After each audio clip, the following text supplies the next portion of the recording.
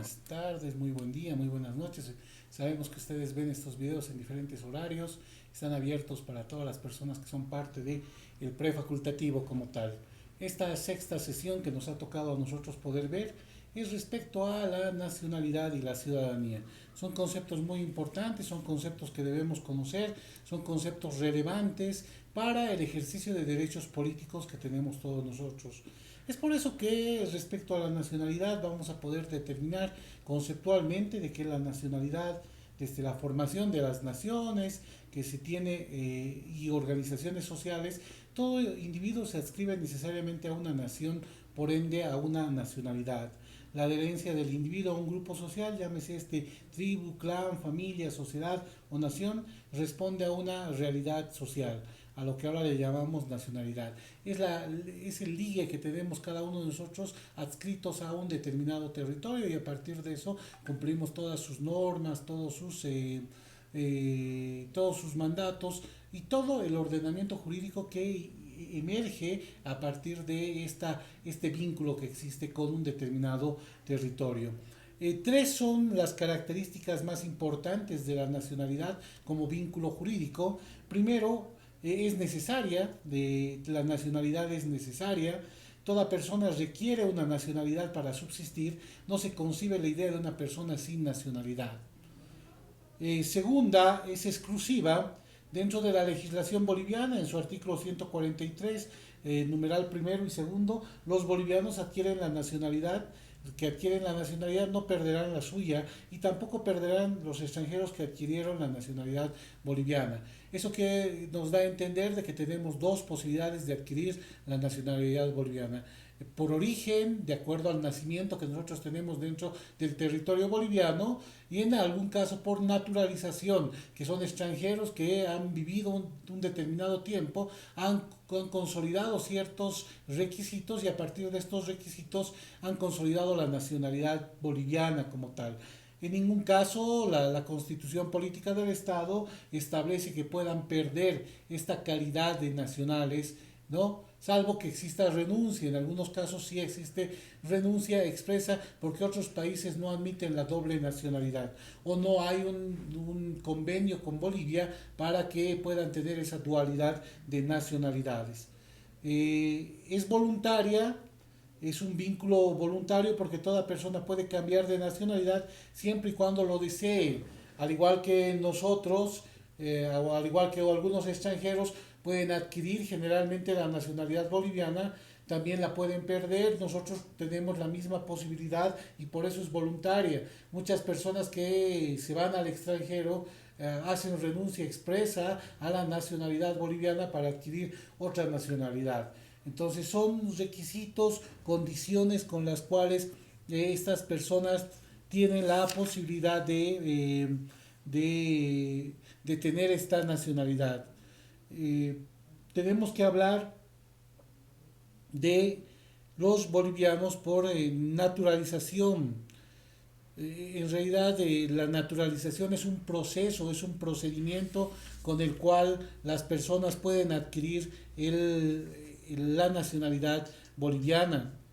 Entonces, son ciertos requisitos que tenemos y que están contemplados en el artículo 142 de la Constitución Política del Estado. ¿En qué casos? Cuando has residido más de 3 años en la República y declaren la voluntad de quererse naturalizar. Ese es uno de los requisitos.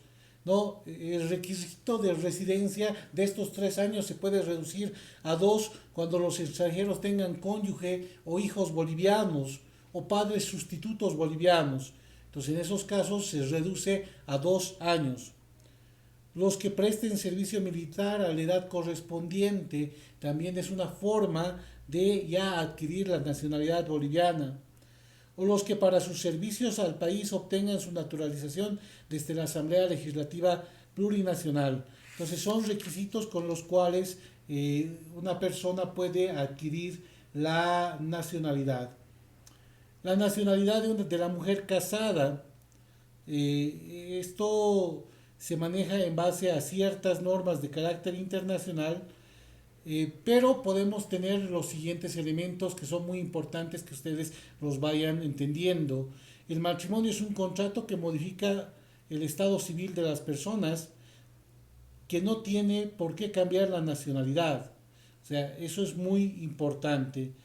Ah, el hecho de que tú te cases con una persona extranjera, en este caso mujer, no le puede cambiar la nacionalidad.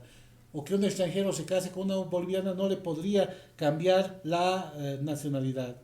Por eso es que la Convención sobre la Nacionalidad de la Mujer Casada, aprobada en 1957 por la Asamblea General de Naciones Unidas, dispone que la nacionalidad de la mujer no cambia automáticamente por razón del matrimonio, ¿no? Entonces, generalmente la mayoría de las constituciones políticas del Estado de Latinoamérica y del mundo ratifican esta convención y por lo tanto no afecta el matrimonio a la nacionalidad de la mujer casada. Pero sí tenemos la posibilidad de la pérdida de la nacionalidad.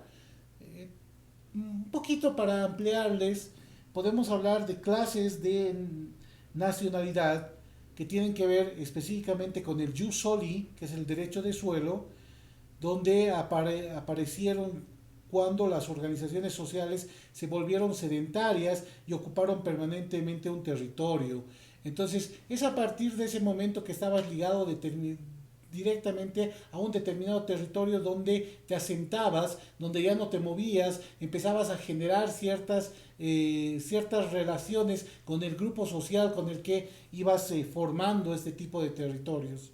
Y el otro es el jus sanguinis, que es el derecho de sangre que determina la nacionalidad en razón a los progenitores, cualquiera sea el lugar de nacimiento. Es por eso que muchas personas que no han nacido acá en Bolivia, pero pueden adquirir directamente la nacionalidad boliviana por este jus sanguinis. ¿Por qué? Porque los padres son bolivianos, ¿no? Y estos padres bolivianos te dan por estirpe, por sangre como tal, la posibilidad que tú también seas boliviano. Entonces, en estos dos casos está arraigado a esto el tema de la nacionalidad, el haber nacido en un determinado territorio o el tener la sangre de las personas que han nacido en ese determinado territorio. En ese caso, por eso se manejan estas dos clases de nacionalidad, el jus solis y el jus sanguinis. ¿Se puede perder la nacionalidad? Sí.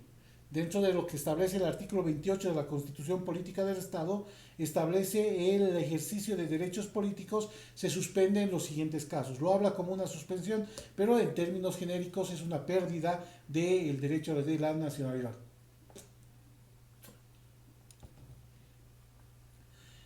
¿Qué dice? El ejercicio de los derechos políticos se suspende en los siguientes casos: previa sentencia ejecutoriada mientras la pena no haya sido cumplida; por tomar armas y prestar servicio en fuerzas armadas enemigas en tiempos de guerra; por defraudación a recursos públicos; por traición a la patria. Son delitos que están contemplados también dentro del Código Penal, que tienen una sanción penal y que tienen una persecución penal. Y a partir de esto, pues, tienen que ser sancionados. Otro de los elementos que son importantes que ustedes vayan conociendo, no solamente es el tema de la nacionalidad, sino el tema de la ciudadanía. Algo ya lo hemos visto en los anteriores temas, pero creo que es importante que podamos un poquito profundizar el tema como tal. Según Cabanelas, la ciudadanía es un vínculo político y por tanto jurídico que une al individuo con una organización estatal. Es un vínculo político porque tiene una relación directa con el órgano estatal. Pero el órgano estatal se basa en normas jurídicas y esas normas jurídicas hacen que tengas una relación o un vínculo legal también con esta organización estatal. Bielsa señala que el estatus jurídico político formado por derechos sustancialmente se ejercen para formar poderes políticos del Estado. La calidad de ciudadano, por ejemplo, en Grecia y en Roma, estaba reservada a una minoría, no todas eran consideradas personas. Los hombres libres, los patricios, con exclusión de una gran masa de esclavos y plebeyos. Eso es algo que nosotros debemos ver. El contrato social de Rousseau, por ejemplo, El término ciudadano aparece en contraste con el súbdito, referido al hombre que participaba en la formación de la voluntad general. Entonces había cualidades para poder ser considerado ciudadano como tal, hombre que participaba en la formación de actos públicos como tal, los que podían ejercer ese dominio público, los que podían tomar decisiones, los que podían ser escuchados para la toma de decisiones. No todos tenían esa posibilidad. Sin embargo, en Bolivia tenemos que ver que la ciudadanía consiste en concurrir como elector o elegible en la formación o en el ejercicio de funciones en los órganos públicos. Por eso es que les decía en determinado momento que cuando hablamos de ciudadanía hablamos de generar derechos políticos como tal.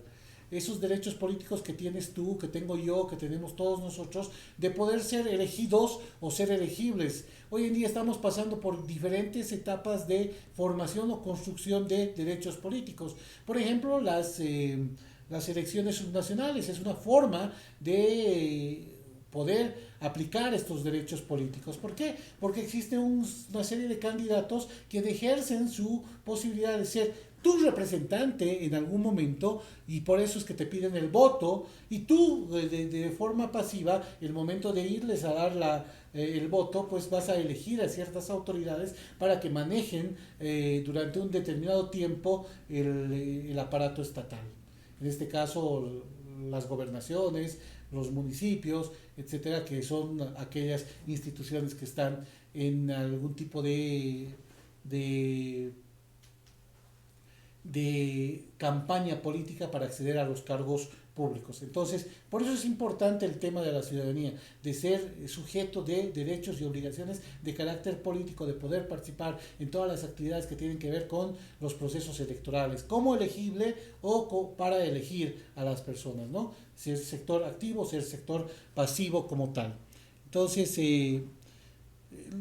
los ciudadanos son todos los hombres y mujeres mayores de 18 años de edad. Antes había el tema de la instrucción, antes había el tema de la ocupación, antes había el tema de la renta. Eso era lo que manejaba Carlos de Mesa en su libro de Historia de Bolivia, que señalaba el voto censitario, porque era un voto que tenía cierta cualidad, cierta posibilidad de que no todos participen.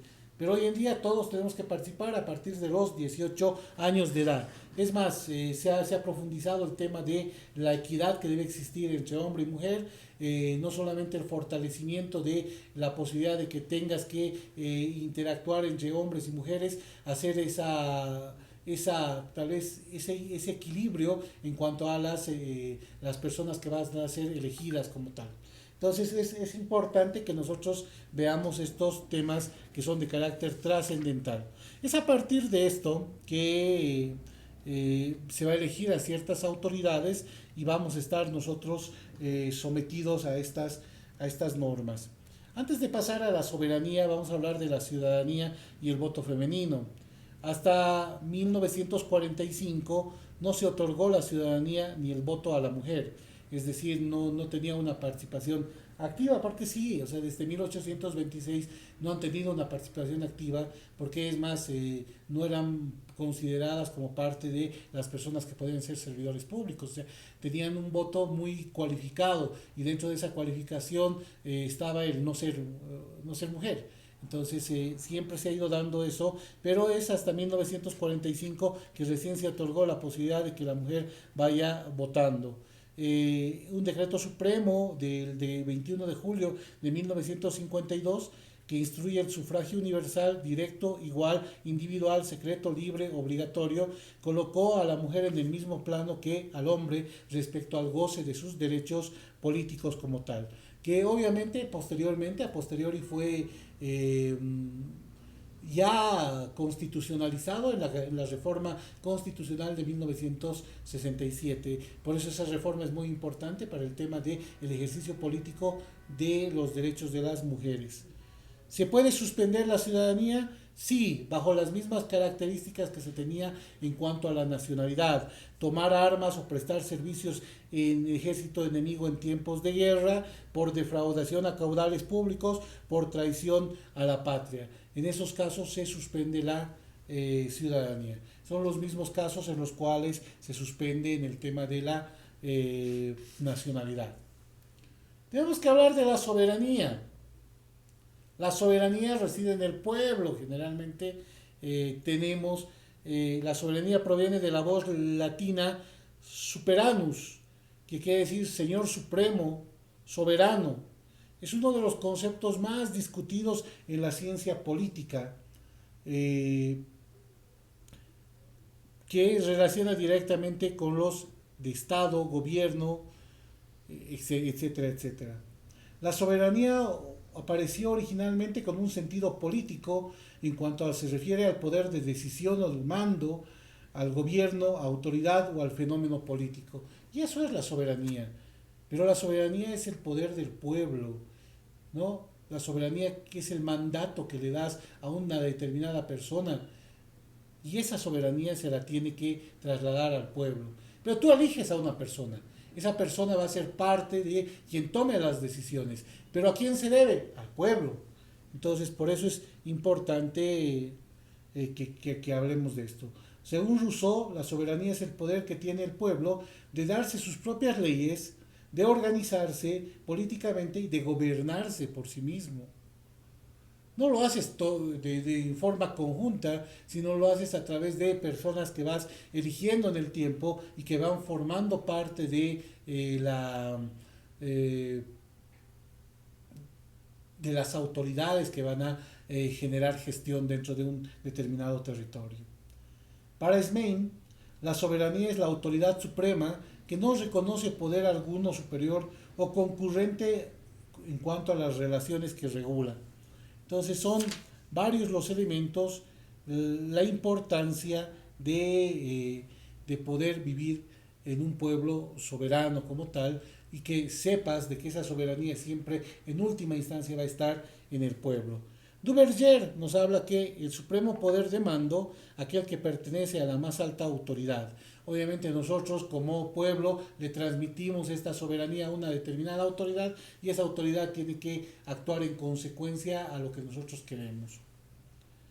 Tenemos algunas características de lo que es la soberanía como tal, que generalmente lo podemos sacar de la obra del contrato social de Rousseau, de la Constitución francesa de 1791, que desprende ciertas características a la soberanía. La soberanía es una, porque supone unidad, un sistema normativo y la imposibilidad de que haya otro poder o concurrente. Justamente por eso en nuestra Constitución Política del Estado se ha ido cambiando el tema de poder, poder. Y han empezado a hablar de órganos, porque el poder es único, es uno, y debe estar en la más alta autoridad del país como tal. Los órganos van a tener que coadyuvar con ese poder. Entonces eso es muy importante. La soberanía es indivisible, reside en todo el pueblo y no en una parte o en un sector. Es para todos, es del pueblo, para el pueblo, por el pueblo. Entonces son elementos esenciales o características esenciales de la soberanía. Es inalienable, porque siendo el pueblo el titular de la soberanía, no puede cederla, despojarse de ella o renunciar a la misma. Es imprescriptible, porque con el paso del tiempo no pierdes esa soberanía. Es imperecedero. La soberanía reside en él. No hay términos que limiten el tiempo de esta soberanía. El pueblo siempre va a tener esta soberanía, pero va a tener sus representantes, y ellos van a tener que realizar los actos públicos por interpósito del pueblo como tal. Entonces es importante que nosotros conozcamos el tema de la soberanía y sus características como tal. Históricamente podemos ver cómo se ha ido generando el tema de la soberanía en algunos ejemplos nada más. En la Edad Media el poder de los autócratas tenían origen divino, según la creencia generalizada de la época. Eran emperadores, eran reyes por la gracia de Dios como tal. Entonces se iba dando esto, todos se inspiraban en Dios para poder tener esa soberanía. Eh, así también lo establecen los estudios modernos de Rousseau, que explica que la soberanía en la voluntad general, así como en la naturaleza de cada hombre, un poder absoluto sobre todos sus miembros, el pacto social, lo que le da el cuerpo político sobre todos los suyos, y en este poder es dirigido a la voluntad general. Entonces es importante que nosotros veamos aquello, ¿no? Un segundito. Eh, Tenemos también a algunos otros autores, Jean David, Vidar Campos, que piensan que la soberanía no tiene titular, sino que es una cualidad del poder del Estado como tal. Entonces, es importante que nosotros podamos ver aquello. Hay negadores también de la soberanía, hay personas, como ya les he dicho anteriormente, que niegan la existencia de la soberanía en el poder del Estado. Al, en este caso, seguimos hablando de Vidar Campos, que vinculan a la soberanía con el absolutismo, puesto que el concepto apareció históricamente en la Edad Media. ¿Habrá limitaciones de la soberanía? Sí, evidentemente hay limitaciones de la soberanía. Está limitado al derecho natural, la idea de que la ley no es un producto de la voluntad del hombre, sino de que proviene de algo superior a él, llámese Dios, la naturaleza, la razón, es muy antigua y cobró especial auge en el siglo XVIII con el racionalismo individualista. Entonces ahí tenemos una primera limitación a la soberanía que indica de que obviamente está basado en un derecho natural, en la naturaleza, en una creencia, en una religión y en todo aquello. Entonces por eso es que se da una limitación a la soberanía como tal. En el tema de las organizaciones sociales, a partir del siglo XIX, cuando había una crisis del individualismo, la Primera Guerra Mundial, ha dado preeminencia a las instituciones sociales como los sindicatos, los partidos políticos, etcétera, que los partidos políticos, las asociaciones cívicas, gremiales, profesionales, comerciales y de empleadores que han constituido formidables grupos de presión.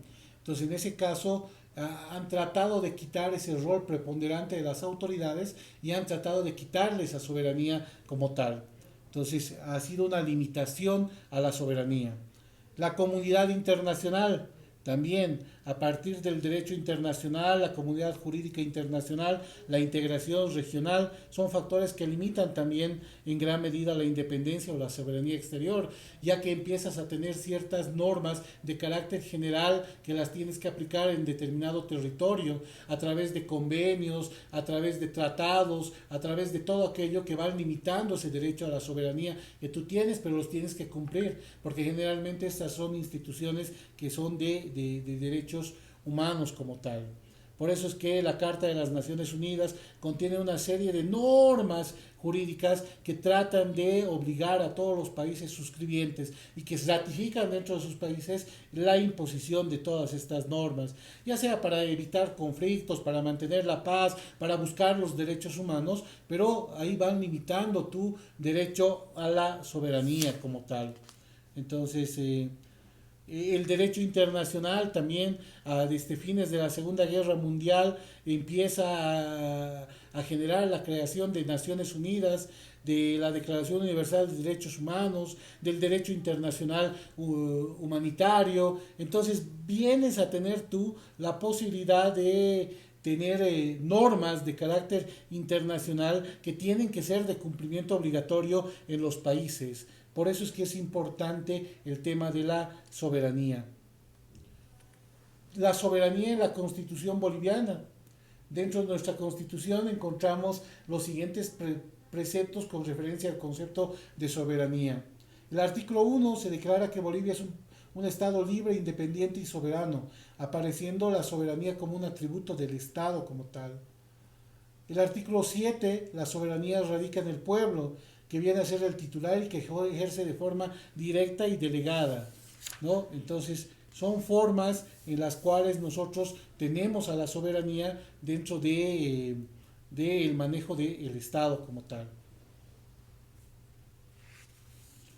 Otro de los capítulos que son importantes dentro de estos derechos políticos son los partidos políticos y grupos de presión.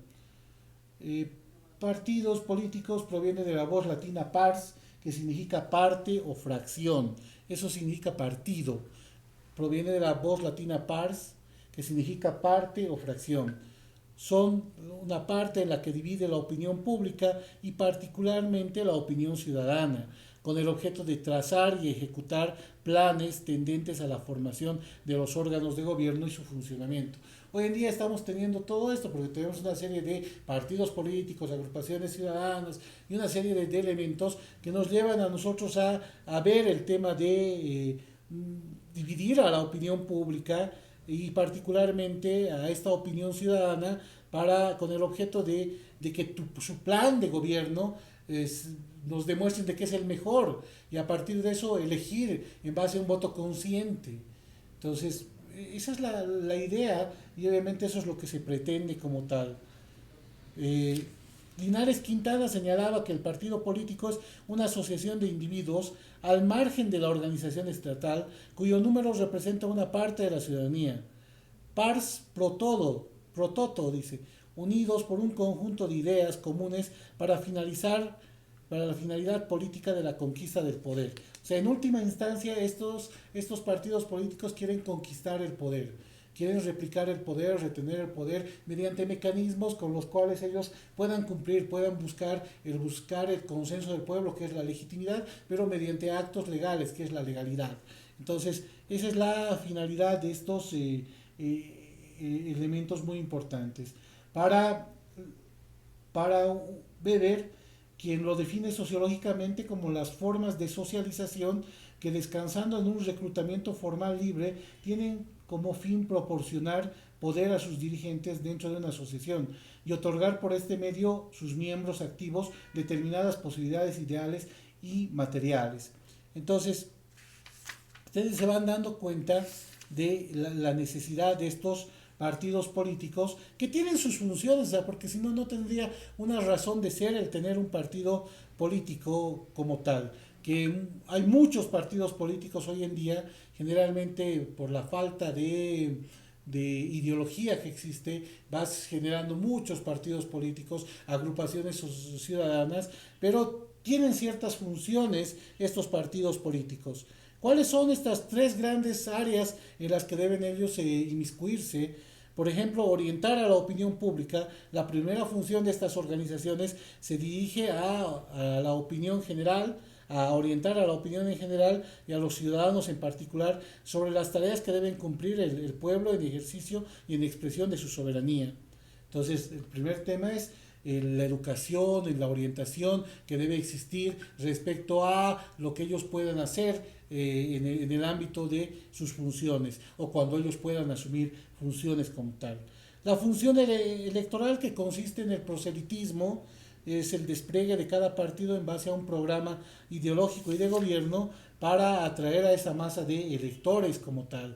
El poder ir uno por uno, voto a voto, tratar de conquistar, seducir a la persona, mostrarle su plan de gobierno, etcétera, para que estas consignas políticas puedan ser adoptadas dentro de ya el mandato que ellos vayan teniendo.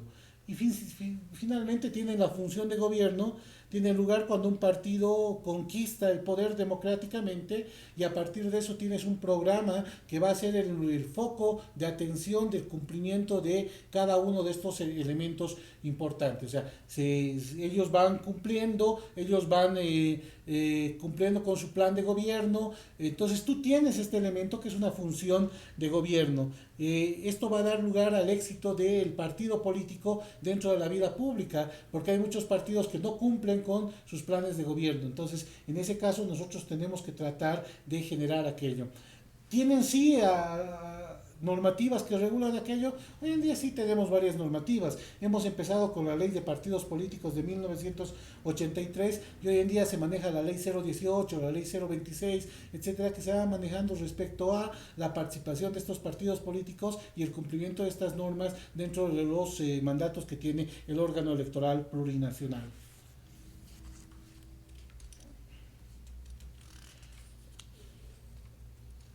A ver, tenemos que, antes de pasar a esto, hablar del multipartidismo, bipartidismo y partido único. Generalmente nosotros hemos vivido multipartidismo. Desde 1982, donde ya hablamos de la democracia en su conjunto, hablamos del multipartidismo, donde dan libre curso a la expresión a distintas ideologías, programas, donde puede haber conservadores, liberales, radicales, izquierdistas, la tendencia que ustedes quieran. Y hemos tenido aquello. Generalmente tenemos bipartidismo en algunos otros países, en Paraguay, por ejemplo, donde ha habido siempre un bipartidismo, en Estados Unidos, donde se vive sistemas de bipartidismo, o en algunos lugares donde hay un partido único, ¿no? Donde hay un partido único y participan dentro de esto. Entonces, es algo muy importante, pero a mayor cantidad de participantes creo que tienes la posibilidad de evitar algún tipo de, mm, de abuso en el futuro como tal.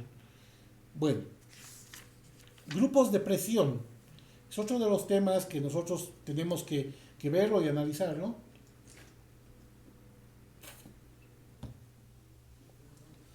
Es el grupo de personas que busca influir en las decisiones de los órganos de gobierno para que estos favorezcan sus intereses, ejerciendo presiones morales y políticas, directas o indirectas, sobre el gobierno o la opinión pública.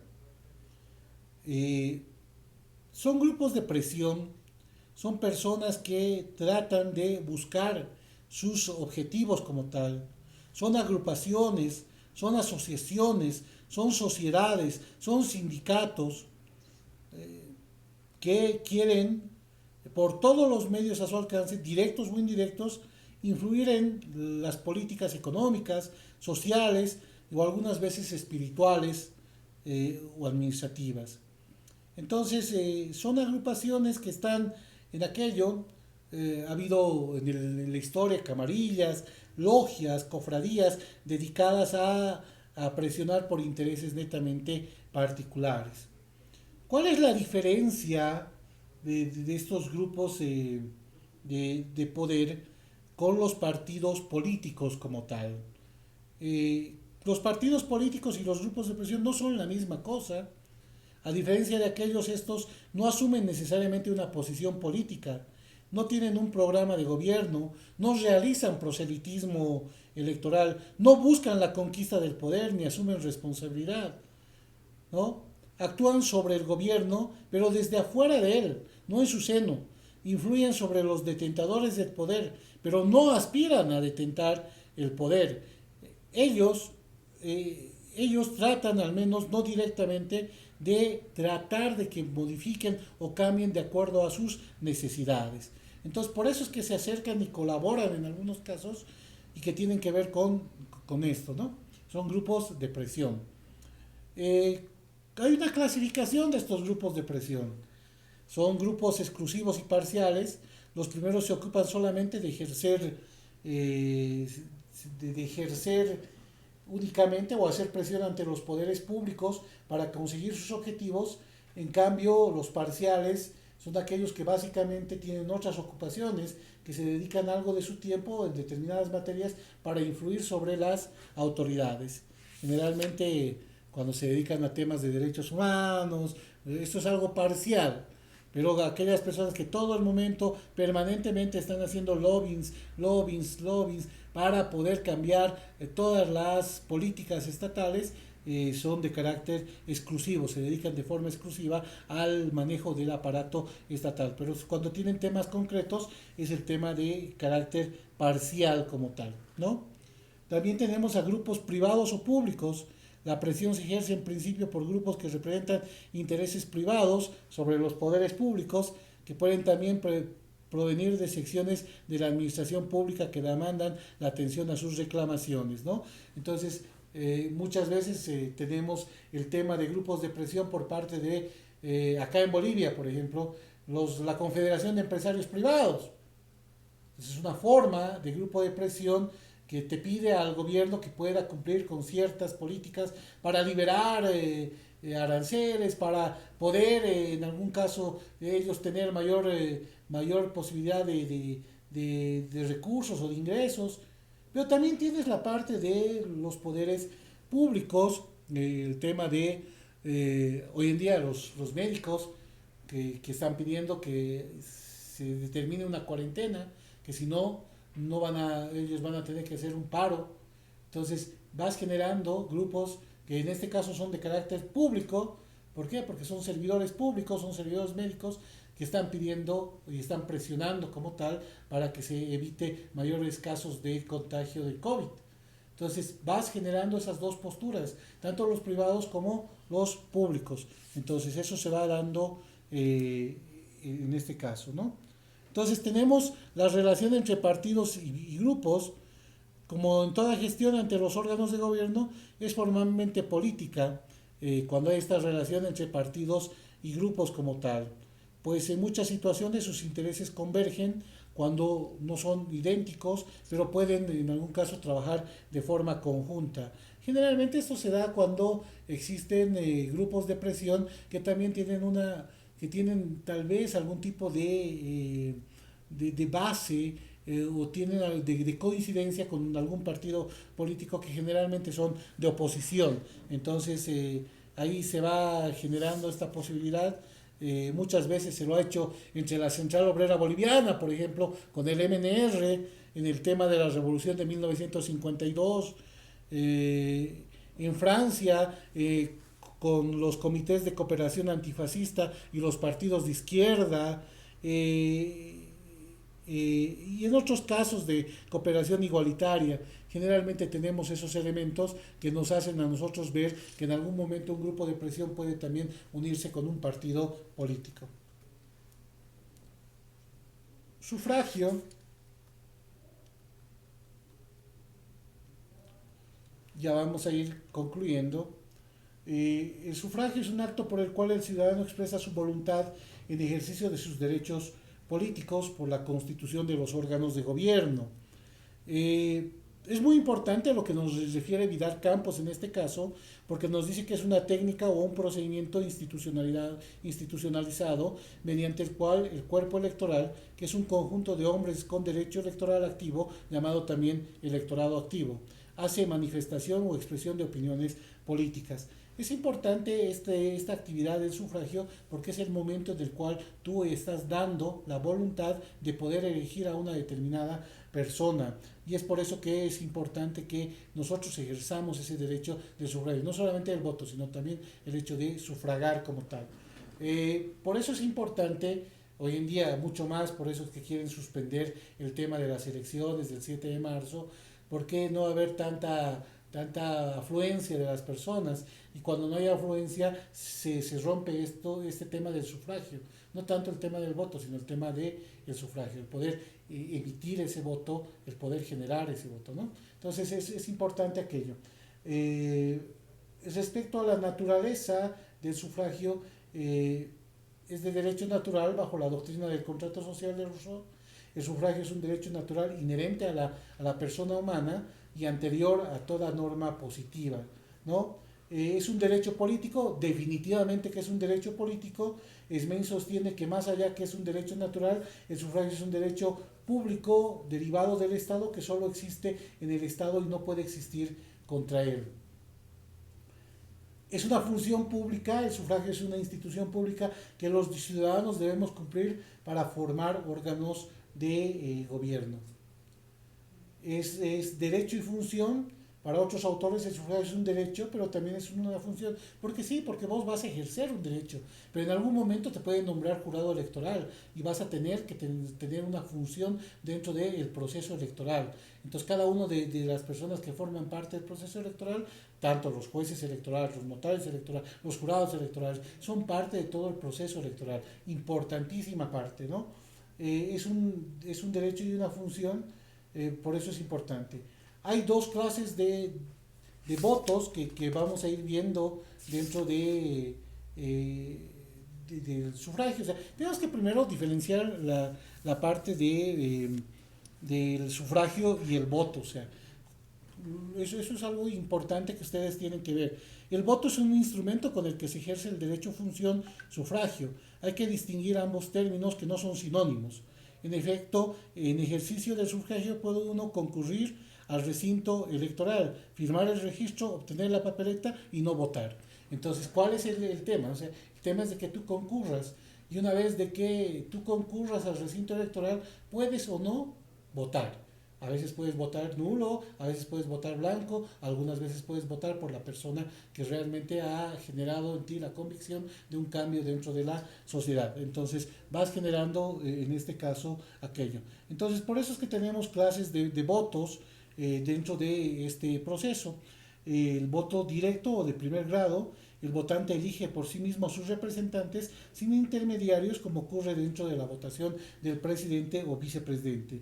O el voto indirecto o de segundo grado, los ciudadanos eligen a sus electores y estos serán quienes en segunda instancia elijan a sus representantes. Eso no pasa en Bolivia. En Bolivia nosotros elegimos directamente, tenemos sistemas electorales con los cuales vamos eligiendo eh, a nuestros candidatos.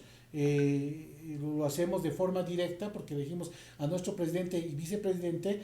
Por mandato de ellos también se elige a gran parte de los diputados plurinominales, y a los uninominales también los elegimos de forma directa. En otros países sí se elige a sus diputados, a sus senados, se los llama representantes, y estos representantes son los que van a elegir posteriormente a un primer ministro, etcétera. Por eso tienen una otra cualidad como tal. Pero en este caso no estamos nosotros haciendo este voto indirecto, ¿no? Antes de entrar a los sistemas electorales como tal, tendríamos que hablar un poquito de las clases de sufragio. Tenemos el sufragio universal, donde no hay distinción de sexo, de instrucción, de ocupación, de renta, incluye a mujeres, analfabetos, a desocupados. El solo requisito es tener 18 años. Tenemos el sufragio calificado, que califica la aptitud de los votantes según su edad, el sexo, la instrucción, la renta, etcétera. Tenemos el sufragio familiar, que es un calificado plural, pues se basa que una parte de las personas, es decir, el padre, representa a todo su núcleo familiar. Sistemas electorales. El sistema electoral es un procedimiento adoptado para escoger funcionarios y representantes de una organización. En un régimen democrático representativo, el sistema electoral es un procedimiento por el cual el pueblo elige a sus representantes ante los órganos de gobierno. Tenemos varios sistemas, clases de sistemas electorales. Los mayoritarios, que asignan el triunfo al candidato o listas que obtienen la mayoría de los sufragios en cada distrito y dejan a todos los demás sin ninguna representación. Los minoritarios, que consiste en presentar en cada distrito donde haya que elegir varios representantes, varios de las listas de candidatos cuyo número no cubre a los cargos sino a los 2/3. Y los mixtos, que son una combinación de anteriores que tienen a utilizar ventajas de estos desechando sus inconvenientes. A ver, nosotros estamos en un sistema, hemos entrado al sistema de mayorías y minorías. Generalmente nos hemos ido manejando en este sistema de mayorías y minorías. Hoy en día es más profundizado el tema de la proporcionalidad, porque es en base a escaños que se realiza este tipo de elección. Pero antes íbamos a la elección de mayorías y minorías, porque siempre tiene que haber una oposición para evitar el absolutismo dentro de el manejo de tanto la parte ejecutiva como la parte legislativa. Entonces es importante aquello que nosotros podamos ver esto, ¿no? Antes se hacía por el tema de mayorías y minorías. Elegías a los senadores, se elegía un senador por minoría y dos senadores por mayoría. Hoy en día se eligen 4 senadores, pero es proporcional al voto que ellos vayan teniendo. Se elegía a diputados y senadores en base al sistema proporcional, a la votación que se tenía. Entonces siempre tenían participación la primera, la segunda o la tercera mayoría. Generalmente ibas teniendo ese tipo de, de aporte dentro de las personas que iban a ser parte de las autoridades como tal. El régimen electoral en Bolivia, se habla del sistema del régimen que está en el artículo 3 del Código Electoral de 1984, que se basa en un sistema democrático, participativo, representativo y responde a principios de soberanía popular, igualdad, participación, transparencia, publicidad, preclusión, autonomía, independencia e imparcialidad. Eh, Esa es la forma del sistema que te da. ¿Tienes derechos y obligaciones? Sí. Todos los candidatos tienen derechos y obligaciones de participar por intermedio de partidos políticos, agrupaciones ciudadanas, pueblos indígenas, originarios y campesinos, con personalidad jurídica aprobada dentro del órgano electoral plurinacional. Ese es uno de los requisitos con los cuales tú puedes habilitarte para ser candidato. Tienes jurisdicción y competencia dentro del ámbito de la ley del régimen electoral. Sí establece circunscripciones electorales para la elección, determinados territorios donde te pueden elegir, puedes hacer a nivel nacional o puedes solamente representar a una circunscripción a nivel departamental o en algunos casos municipal. El Tribunal Supremo Electoral es la máxima instancia del órgano electoral y obviamente tiene una competencia en todo el territorio, pero también no dejamos de lado los tribunales departamentales electorales. Eh, sus normas, sus resoluciones son de cumplimiento obligatorio y revisables e inapelables, excepto cuando se pueda determinar la existencia de una violación a derechos y garantías constitucionales que es de competencia determinada por el Tribunal Constitucional Plurinacional. Eh, Todos los ciudadanos pueden inscribirse para ejercer el derecho y el deber de sufragar. Tenemos la posibilidad de estar dentro de las condiciones de elegibilidad en base al artículo 167 y 149 de la Constitución Política del Estado para ser presidente, vicepresidente y cargos del servicio público. El 238, 239 para otros temas del ejercicio de la función pública. Son funciones de elegibilidad y las formas de elección de acuerdo al tipo de elección que vamos a ir teniendo, elecciones nacionales, departamentales y municipales que vamos teniendo, ¿no? Con esto habríamos concluido el tema número 6. Obviamente vamos a ir reforzando con algunas instrucciones que les vamos a ir mandando, pero hasta esto ya terminamos el tema 6. Muchas gracias.